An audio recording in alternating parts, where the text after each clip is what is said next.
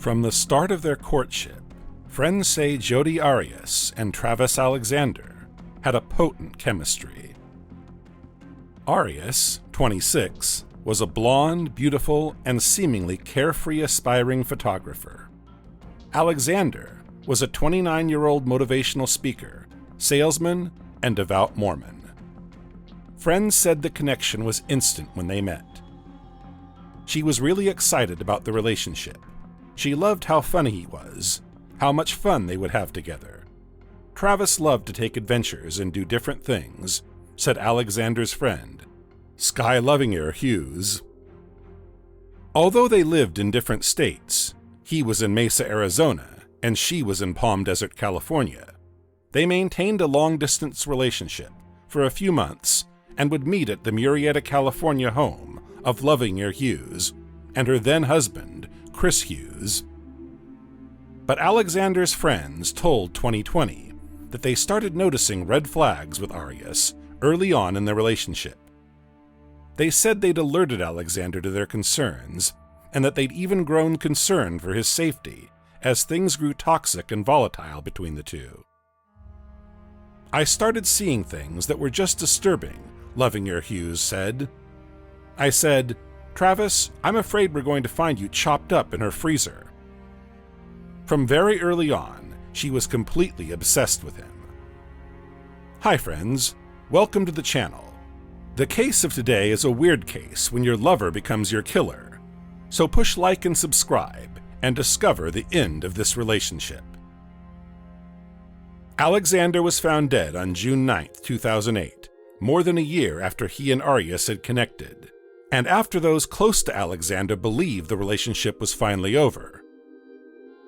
The murder was a shock to friends and family, and the scintillating details that came out of the case kept the story in the media for years as Arias, authorities' prime suspect, awaited trial. She was eventually convicted of his murder.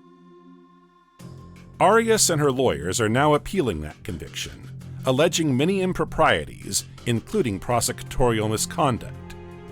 The state has denied those allegations in its response and says that Arias received a fair trial. Stephen Alexander, Travis's brother, said he was not too concerned about her latest efforts to get out of prison.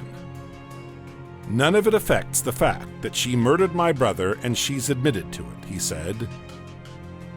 First, let's discover the beginning of this toxic relationship. Love at first sight. Arias was looking for opportunities with a network marketing company called Prepaid Legal Services, Inc. when she met Travis Alexander at a company convention in Las Vegas in September 2006. The two hit it off, with Alexander even inviting Arias to the company's formal executive dinner as his guest. "She's beautiful, she's friendly, has long blonde hair, cute figure. She was very sweet," Lovingier Hughes said of Arias. During the dinner, they just talked the whole time. She seemed to like him as much as he liked her. Hughes, another close friend of Alexander's, said Alexander was spittin'. After the dinner, Alexander and Arias talked with each other until 4 a.m. The next morning, he tells me that he's found his wife, and this is the girl that he wants to marry, Lovingier Hughes said. "It was cute, you know. I mean, I was like, okay. I mean, like, good for you, Travis. It was cute to watch," Hughes said. After the convention, once Alexander and Arias began seeing more of each other, they traveled to popular sites in the Southwest. Arias documented online their time together, posting photos to social media. In an email to Hughes, Alexander shared how deeply he cared for Arias. "I went from intrigued by her to interested in her to caring about her deeply, to realizing how lucky I would be to have her as part of my life forever. She is amazing. It is not hard to see that whoever scores Jodi, whether it be me or someone else, is gonna win the wife lotto," Alexander said in that email. Being true to his religion was incredibly important to Alexander, and the guilt he felt about their relationship started to weigh on him, friends said. Alexander maintained a blog called Travis Alexander's Being Better blog. In a post, he wrote candidly about his early life. For example, he wrote about a difficult childhood while growing up in Southern California with his parents, who were addicted to drugs at that time. "It was a very tough life living with our mother," Stephen Alexander said. "We kind of fended for ourselves. Instant noodles was the main source of nutrition." In his blog, Alexander wrote, "When you sleep for 4 days with a house full of kids, there isn't any food cooked. We would eat what was there, but before long, what was edible would be eaten, or rot, and then what was rotten would be eaten too." Alexander's grandmother eventually took him and his siblings in, and began clothing and feeding them, Stephen Alexander said. "Our grandmother was a saint. I mean, she was the greatest woman. She got us all in church, you know, pointing us in the right direction," he said. It was emotional. It was spiritual. It was powerful. It's a feeling that, like, everything just comes right into alignment and nothing can go wrong, Arias said in a 2008 interview with ABC News. Alexander's friend Clancy Talbot said Arias was very possessive. "She just had to sit right by him. She didn't appreciate when he was talking to another female. She didn't like the fact that if there was anyone that didn't know what they were together. She wanted to make that clear," Talbot said. As his friends got to know her better, they said they grew increasingly creeped out by Arias's behavior. Lovingier Hughes said that Arias would follow Alexander to the bathroom and stand outside the door to eavesdrop on his conversations. Hughes said she went through Alexander's cell phone on multiple occasions, as well as his emails and social media accounts. Lovingier Hughes added Arias would go so far as to forward emails between Alexander and other women to herself. "I said, 'Travis, I'm afraid we're going to find you chopped up in her freezer.'"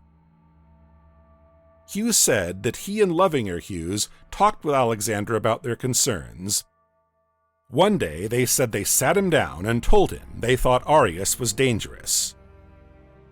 But Hughes and Lovingier Hughes said Alexander rebuffed their concerns, telling them he thought Arias was good and sweet, and that he really liked her. "All of a sudden, I got this cold feeling over me, and I knew she was outside our door. I mouthed to them and pointed at the door, and I said, 'She's out there,'" Lovingier Hughes said. Alexander didn't believe them, but when he opened the door suddenly, he found Arias standing on the other side, Hughes and Lovingier Hughes said. Lovingier Hughes described the look on Arias's face as evil. There was a rage in her eyes. "Sky and I are very frightened at this point. She might burn down our house, you know, with all of us in it," Hughes said. The romance appears to end. After 5 months together, Alexander broke up with Arias. Weeks later, she moved to Mesa, where he was living. His friends were baffled. His friends said Arias would show up to his house unannounced and let herself in through the garage door because she knew the code, according to Brian Skoloff, who co-wrote a book about the Arias case called Killer Girlfriend, the Jodi Arias Story. Skoloff said Alexander told friends she'd even snuck into his house through a doggy door.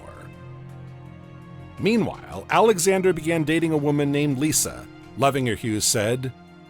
Arias, she said, would try scaring Lisa by knocking on her door and windows before running away. Alexander's friends said his tires were slashed on 2 occasions when he was dating Lisa, and that he and his friends believed Arias was the one behind it. When Alexander confronted her with his suspicions, she denied it, Hogan said.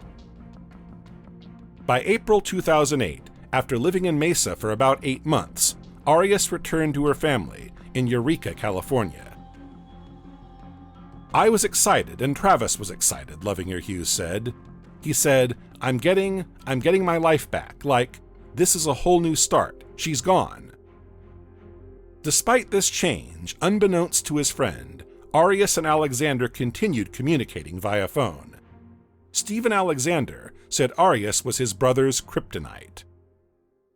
But in May 2008, although the reasons were unclear, chat and text messages revealed the two were in the midst of a huge fight, according to Jane Velez Mitchell, author of Exposed: The Secret Life of Jodi Arias. At one point, Alexander wrote, "You don't know what horror you have caused me." "It wasn't really my intention to harm you," she responded. He later called her a sociopath and the lowest of the low. Travis Alexander vanishes before trip to Cancun. In early June 2008, Alexander had plans to attend a company retreat in Cancun, Mexico, with a Mormon woman he was pursuing named Mimi. The Hugheses had already gotten to Cancun and were trying to plan activities for when Alexander and Mimi arrived. "I'm calling him and texting him. Do you want to do this? Do you want to do this?" He wasn't responding, Hughes said. When Alexander missed a conference call that he was supposed to be leading, the Hugheses grew worried and left him a voicemail. "I said, T-Dog, you better be dead, bro. Yeah, like I was joking. Call me back, you know. Why are you dissing me? Why aren't you calling me back?" I said to Sky, "Something's wrong," Hughes said. By June 9, 2008, it had been 5 days since his friends had heard from him. Mimi, who hadn't left for the trip yet, and 2 others headed to Travis Alexander's home. A friend gave them the garage code to get them into the house, where they found one of his roommates named Zach Billings. They asked him, "Hey, have you seen or heard from Travis?" He said, "No, he's in Mexico." And Mimi said, "He's not in Mexico. I'm supposed to go with him to Mexico tomorrow," Lovingier Hughes said. Billings opened the door to Alexander's room and entered, finding a puddle of blood on the carpet. He continued down the hallway to the bathroom, where he discovered Alexander's body, crumpled up in the shower. The friends then called 911. When Mesa police detective Esteban Flores arrived on the scene, he told 2020 that blood was everywhere. "The first thing I thought was there was a major struggle in here, that it was deeply personal," Flores said. "Somebody knew him, somebody wanted him dead, somebody wanted to make sure that he was dead." Authorities later determined that Alexander had been dead for days. He had also been shot in the head. Police found a bloody palm print outside of Alexander's bedroom, long brown hairs on the floor and walls of the bathroom that only he used, and a camera in the home's washing machine. When the Hugheses got the news, Chris Hughes said, "I remember just saying, almost howling, 'No, no, no, no, no,' and 'How did this happen?' It was just shock. I couldn't feel anything. I was sitting in the room by myself, and it hit me that Travis was gone," Lovingier Hughes said. Arias speaks to Mesa investigators. Within hours of Alexander's body being found, Arias called the police to ask about the case. Flores said Arias told him that she'd spoken briefly to Alexander the day he was killed, as she was driving to Utah to see a new guy she was dating. During their conversations, Flores told Arias that her name had come up repeatedly during the investigation. She was a stalker, she was an ex-girlfriend, and she wouldn't leave Travis alone, he said Alexander's friends had told him. Arias denied being in Arizona at the time of Alexander's slaying, he said. When she went to Arizona for Alexander's memorial service, she agreed to be fingerprinted by the police. Investigators discover shocking evidence. Computer forensic investigators then made a shocking discovery. They had analyzed the memory card of the camera they found in Alexander's washing machine and found photographs of him and Arias, time-stamped from the day of the murder, Flores said. Authorities later learned that the blood from the palm print belonged to both Alexander and Arias. Flores and police traveled to Eureka, California to arrest her. During her police interrogations, Arias tried to explain why she had arrived a day late to Utah to see her new love interest. She had been expected on June 4th, but arrived a full day later. She told police that her phone had died and she'd gotten lost on the road. Ryan Burns, the man she was visiting in Utah, told police he'd tried to reach her 3 or 4 times and that each time the call had gone to voicemail. Flores learned that a .25 caliber gun had gone missing from the home of Arias' grandparents about a week before the killing. The caliber of the grandparents' gun matched the caliber of the bullet casing that had been found on Alexander's bathroom floor. As he questioned her, Flores showed Arias graphic photographs of her and Alexander just hours before he'd been killed. Arias continued to deny any involvement in the killing. No matter how much evidence I would tell her about, she was not going to admit that she was even there, he said.